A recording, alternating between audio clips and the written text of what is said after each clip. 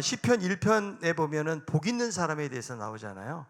그 말씀을 원문대로 이야기하면 진짜로 행복한 사람은 어떤 사람인가 하는 거예요. 그것이 2절에 나와 있죠. 여호와의 율법을 즐거워하고 주야로 묵상하는 사람이다. 그러니까 여러분, 세상을 살면서 가장 행복한 사람이 어떤 사람인가? 소유, 어떤 사회적인 위치, 또 세상에서 어떤 잘 되는 것 가지고 행복하다고 여길 수 있겠지만, 성경에서 말하는 진정한 복은 무엇인가? 하나님의 말씀을 즐거워하고 그 말씀을 묵상하는 자라고 이야기를 하고 있습니다. 그래서 시편 1편에 보니까 의인과 악인을 대조를 시켜요. 그런데 재미있는 것은 복 있는 사람에서 이 복이라는 그 단어를 보면 히브리어 알파벳의 알렙이라고 하는 가장 첫 번째 쓰이는 단어가 그 복이라는 단어에 들어가요. 그리고 마지막에 망하리로다, 이 멸망이라는 단어에는 가장 마지막 단어가 들어갑니다. 그래서 이 복과 멸망이 대조가 되어져 나타나고 있거든요.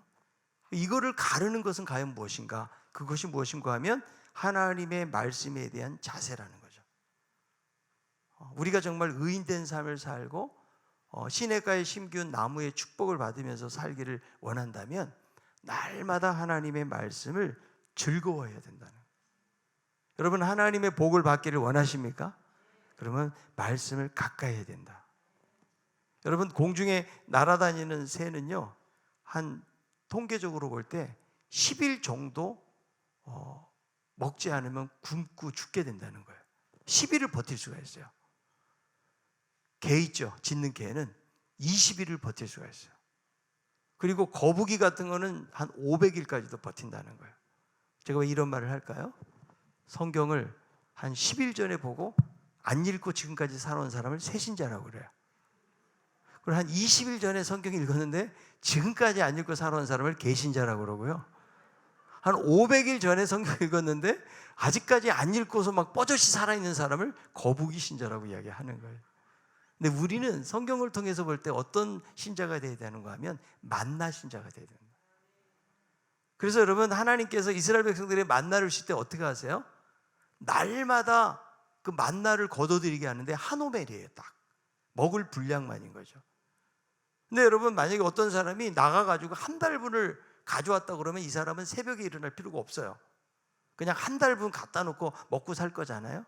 그런데 하나님은 광야에서 하나님만 바라보는 훈련을 하기 위해서 날마다 이른 아침에 만나가 내려오게 하셨고 그 하루 분량만 가져가게 하셨던 것을 볼 수가 있는 거거든요. 여러분, 우리가 정말 건강한 신앙생활이 되기 위해서는 만나 신자가 돼야 돼요. 여러분, 새벽에 만나가 내려왔다고 그랬죠? 여러분, 새벽에만 말씀이 주어진다고 그러면 여러분 일어날까요? 안 일어날까요? 일어나죠. 그죠? 그래서 날마다 하루하루 하나님 오늘 살아갈 수 있는 하나님 말씀을 통해서 은혜를 주십시오. 이런 여러분 간절한 마음과 그런 사모함을 마음을 가지고 나아갈 때에 우리가 건강한 신앙생활이 되고 우리의 영혼이 풍성해지는 거예요. 여러분, 말씀을 멀리하고서는 결코 우리가 영적으로 풍성한 삶을 살거나 건강한 삶을 살지 못하는 것입니다. 내가 여러분 교회에 열심을 낸다. 여러분, 열심을 내는 것까지는 좋은데 그것만 가지고는 그냥 종교인이 될 수가 있다는 거예요. 그래서 올해는 여러분, 우리 모두가 좀 약속을 합시다.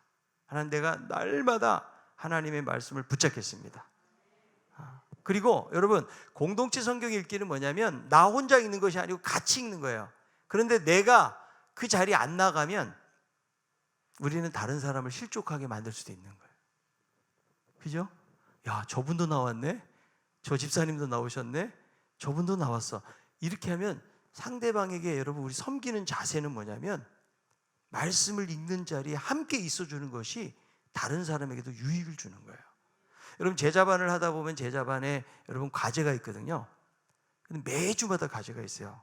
32주를 진행을 하면서 매주마다 과제가 있기 때문에 이 과제를 매주 발표를 해요. 12명이. 그런데 제가 막 강압적으로 해오라는 말을 하지 않아요. 근데 나 혼자 안 해왔다면 쪽팔려요. 다른 사람 다 해오기 때문에. 그리고 내가 과제를 안 해오는 것은 다른 사람을 섬기지 못하는 거하고 똑같은 거예요.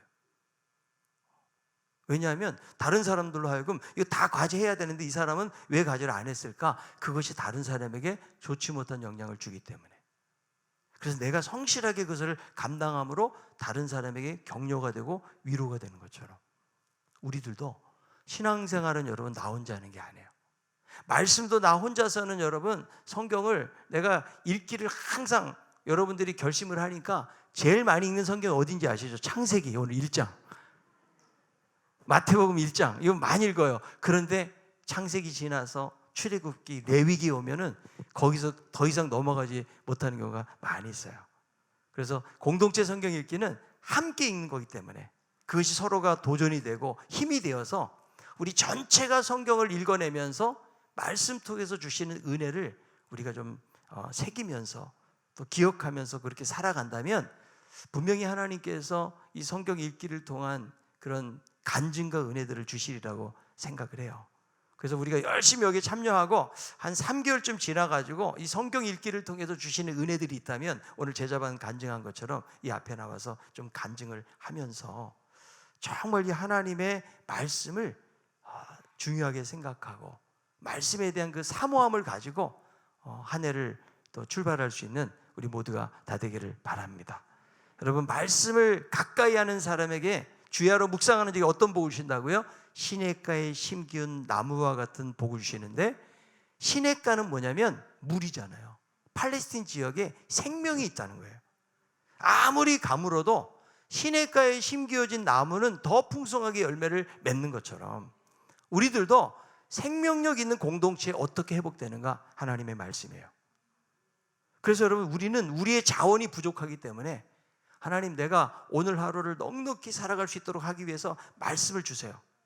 말씀을 읽고 말씀을 묵상하고 말씀을 암송하고 말씀 가운데서 그날 주시는 말씀을 우리가 주님을 통해서 받고 살아간다면 어떤 어려움이 와도 시냇가에 심기운 나무와 같이 철마다 열매를 맺는 아름다운 삶을 살게 될 줄로 믿습니다. 그러나 말씀을 멀리하는 사람은 어떤 삶을 살아요? 죄인의 길에 서게 되고 오만한 자의 자리에 앉게 되고 악한 꾀에 또 거기에 붙들리게 되어지고, 그리고 바람에 나는 겨와 같이 불안하고 안정되지 못하는 삶을 살게 된다고 성경은 말씀해주고 있는 거예요. 여러분, 올해 정말 말씀을 사랑하기로 결단하는 우리 모든 성도들 다 되기를 바랍니다. 여러분, 잠이 안 올 때 말씀 비고 자지 말고 날마다 내가 밥을 3끼 먹듯이 내가 성경 3장, 하루에 3장만 읽으면 1년에 1독을 하니까 내가 영적으로 배고프지 않도록 우리 모두가 정말 섭취를 잘해서 우리 신강교회 전체 우리 모든 성도들이 은혜 받고 그렇게 시냇가에 심기운 나무와 같은 그런 축복과 은혜를 경험하면서 나아가는 정말 하나님의 복을 받는 행복한 하나님의 사람들이 될 수 있기를 주님의 이름으로 축원합니다. 자, 옆에 있는 분에게 열심히 읽읍시다. 제가 함께 하겠습니다. 네. 그래서 여러분들이 새벽에도 나오시고 그리고 그날 유튜브로 올리니까 여러분들이 참여 못하신 분들은 유튜브로 보시고 또 여러분들이 성경 읽기표에 여러분 스스로가 체크를 하세요. 이렇게 체크를 하시고 그리고 복도에 여러분들 일주일 단위로 체크하게 되어 있으니까 스티커를 좀 붙이면서, 그것도 여러분 섬김이에요. 내 하트가 안 올라가면 다른 사람들이 실족하니까 열심히 여러분들이 올리면서 함께 성경을 읽고 이런 성경 읽는 그런 재미가 우리 공동체 안에서 이렇게 났으면 좋겠어요. 그럴 때 하나님이 더 아름답고 복된 공동체로 세워 주실 줄로 믿습니다.